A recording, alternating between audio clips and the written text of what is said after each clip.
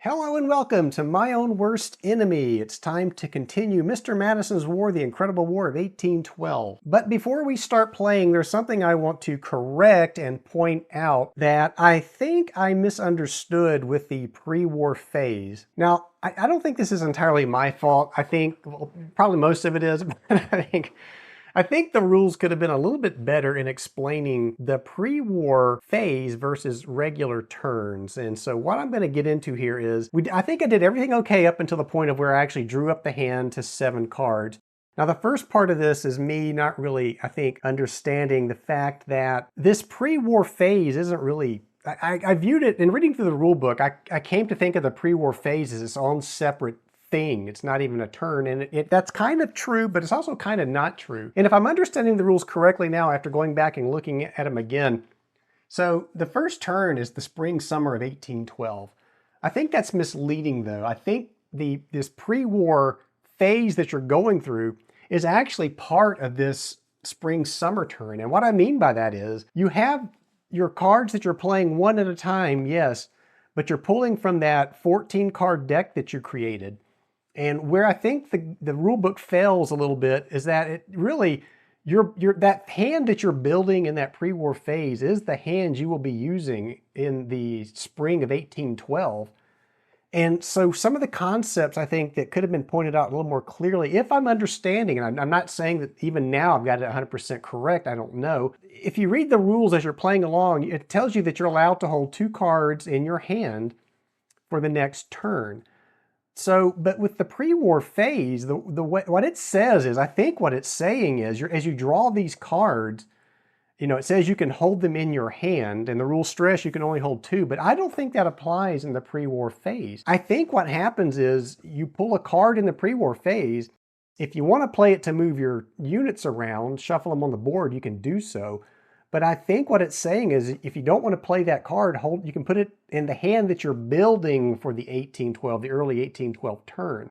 That's different from when you're in a turn holding just 2 cards. So I think what they're saying is, you could be holding 5 cards back in your hand in the pre-war phase, and then once the war starts, you would pull the additional 2 cards to have your 7-hand size, and then you can start playing. And I think what that means is, you're not really holding cards in the pre-war phase. You are, but you're building your hand. So what I'm saying is, a hold in a regular turn is not a hold in the pre-war phase. I think that's what I'm understanding.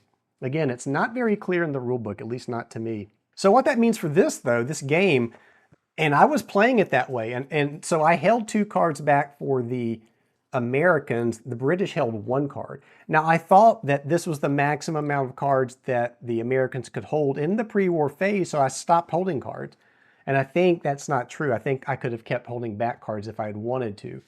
So I probably would have done things a little bit differently had I realized that holding cards in the pre-war phase is not the same as holding cards in a regular turn. I think that's correct.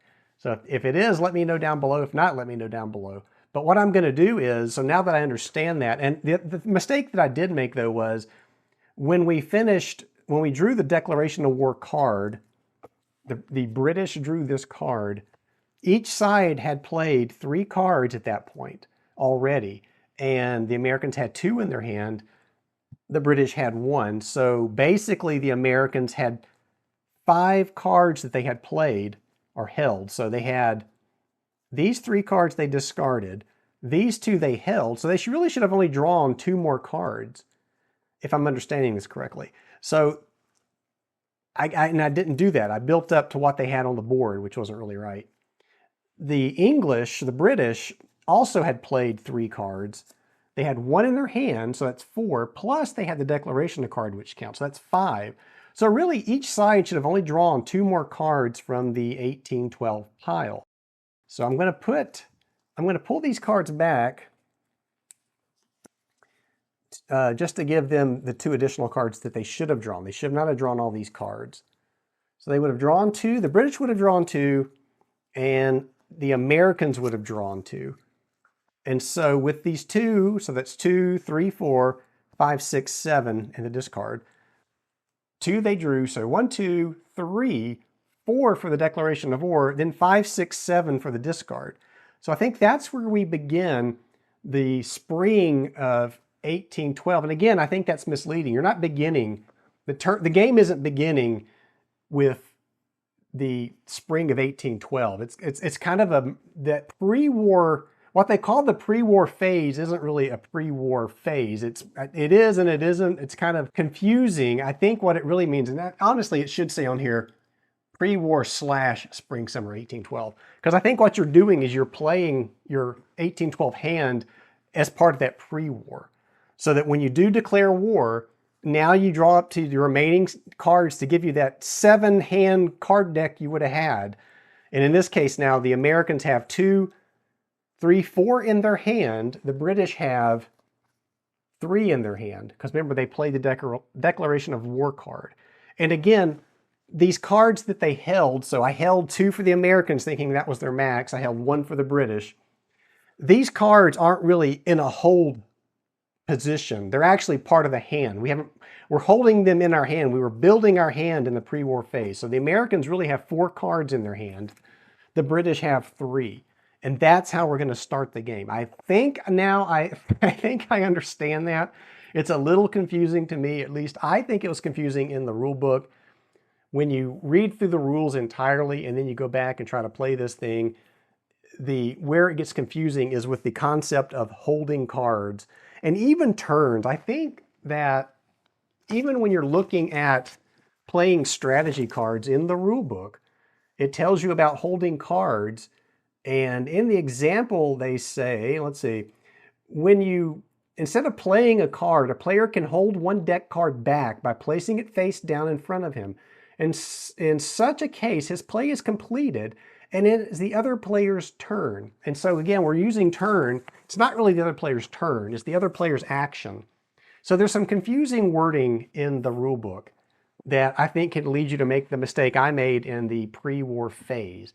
So hopefully this will help you understand what is going on here with the pre-war phase and the 1812 spring phase. So it's kind of an all-in-one deal. At least that's my take on it. If I'm wrong, let me know. So what we are going to do now is we're going to get started with the final part of this spring 1812 phase where war has broken out now and the sides are okay to attack each other.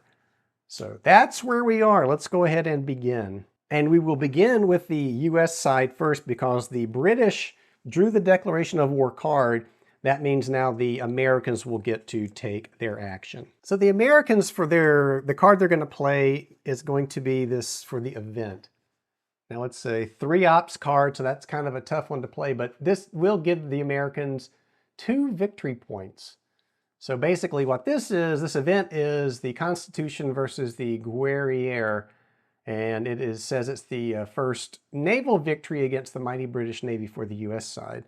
So this card gets used, and that will give the US side first victory points of the game. So they're going to get 2. So we will show the victory marker now as 2 for the Americans.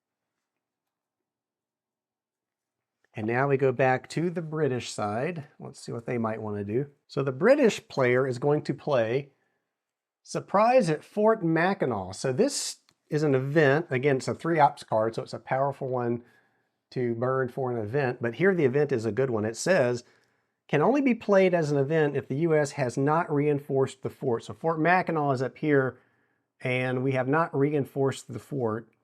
There's this starting unit is sitting in here, but we didn't reinforce it with anything. So the card goes on to state that the US unit on the space is permanently removed from play. So this is the 1st Detroit. So this gets removed from the game. I'll just set it off to the side of the board. And continuing to read this, the British may place one of their own units from Fort St. Joseph in its place. So Fort St. Joseph is, where's that located? Over here. So they do have 2 units in there. So we can move one of those to Fort Mackinac. And I think we're just going to move over the, well, let's see. Let's move this 10th RV unit over. So that's going to give the British 2 victory points. So we'll put that into Fort Mackinac Falls. I'll put the card in the discard pile. So what that does, it takes the 2 victory points that the American had are now gone. They now go back to nothing. So we're back at 0 again. So the British were able to wipe out the victory point lead that the US side had by playing that card, and that was a pretty powerful card to take Fort Mackinac there. So that was the British. They're down to 2 cards now. Go back to the Americans, who have 3, and they're going to choose to hold. They're going to choose to hold this winter offensive card. And again, this is the one that I thought I was holding in the pre-war phase, but this time we really are going to hold it. So it is going to go down as a hold card. And now we go back to the British side. And the British, let's see. Now the British can play this card. So this is the Northwest Tribes, another event card. And this says this card can only be played as an event if the British have already captured the fort. And the fort they are referring to is Fort Mackinac. So that's up here. They have captured it. That's going to give the British 2 victory points. So they're going to play that. And now the British have 2 victory points. So just like that, the Americans had 2, and now the British are leading by 2. And now we go back to the US side. And the US side, what do they want to do? So I think what the US side's going to do is, again, this was one of the cards we were holding from the pre-war phase. And I think I'm going to hold this one. So this is it's a battle card to be used in defense. So they're going to hold on to that one. They have 1 card left. We go back to the British. They have 1 card. And let's see. The card they're holding is a US event card, so they can only play it for the ops. So it's only 1 ops point, so we might want to move somebody. We had Provost over here that was moving down. It's got some pretty powerful units there. I don't know if there's enough to make a attack on Sackett's Harbor. And we also have to keep in mind that eventually we're going to want to get some British leaders back up to Quebec to pick up any reinforcements that come in. We do have a leader up here already who also has some units with him. What we may want to do is start moving down towards Lake Champlain and Albany. So that is a possibility. We may want to come around this way. And he could certainly, he's 2-star, he could certainly carry these units with him. We could go 1, 2, 3.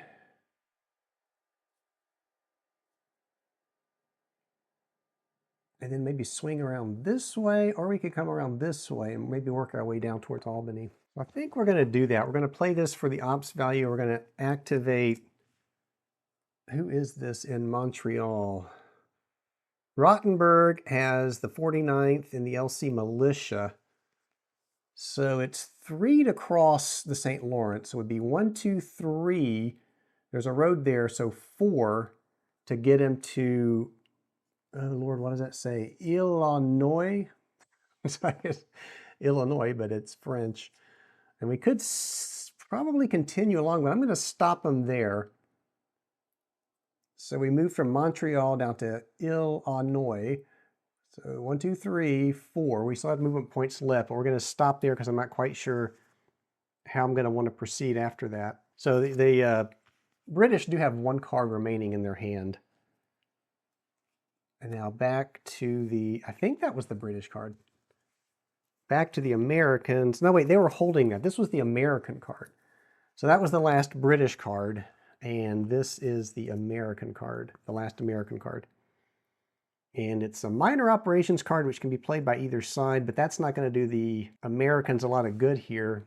Because basically you move a 1 leader or land unit. And additionally, you could, well, it says build.